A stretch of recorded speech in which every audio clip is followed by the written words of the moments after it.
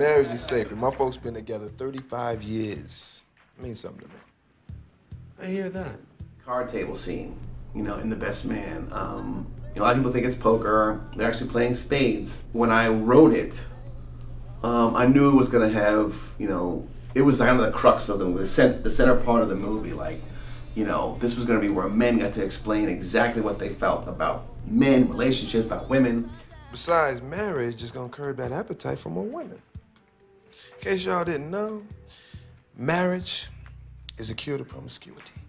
In what world? I said that, man. God.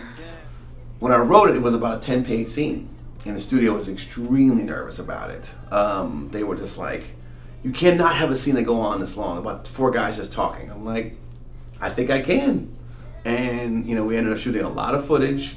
Terrence Howard, I think, would call it a competition.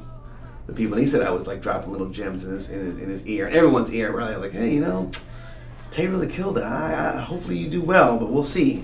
You know, I mean, that's how he remembers. I don't remember that quite that way. I'm just directing. I don't give a damn what y'all say. Ain't nothing natural about no monogamy. I mean, God did not intend for us to be with just one person. If he had, he wouldn't have given us all this sperm. Oh! This particular part of the scene is where they get a little more personal. They get less general and more personal, where Lance starts digging at Quentin a little bit, like about, okay, who are you in your life? And then, you know, everybody kind of piles on a little bit, because, you know, Quentin's the kind of person that just, you know, is talking trash the entire time. And so that's a little bit thrown back at him, but, you know, they're not really a match for him, because Quentin knows how to push everyone's buttons. That's what's great, the genius of Terrence Howard, to really take a character like this and use what he's got as a, you know, as an actor to really upend the scene. I think, if you look very closely, I don't know that the time that he starts to lock in on Lance about, what do you think your woman has done? And are you sure? I don't think he blinks, not once. No. Oh, so you don't think that me has ever got with any other dudes? I'm the first, the last, and the only. Really? Really. You know, the tension is great, and in the beginning of the scene, actually, when my director of photography, Frank Prinzi, and I were talking about it, you know, I was like, well, I do want some movement. I want to do like a circular shot the entire time.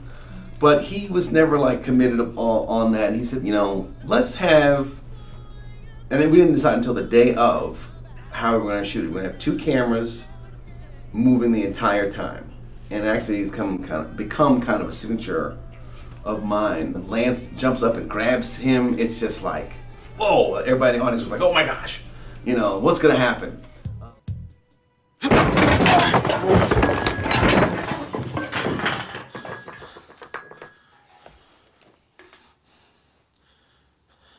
I remember Harold in rehearsal was like, shouldn't I say something?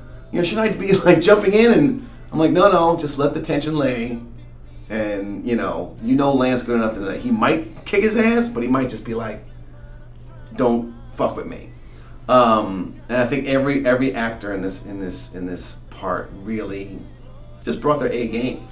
It's one of my favorite scenes ever that I've shot, and certainly my favorite in The Best Man, because to me it was what The Best Man was about, or is what The Best Man is about, is these 4 different guys who are all friends, but are all very, very different.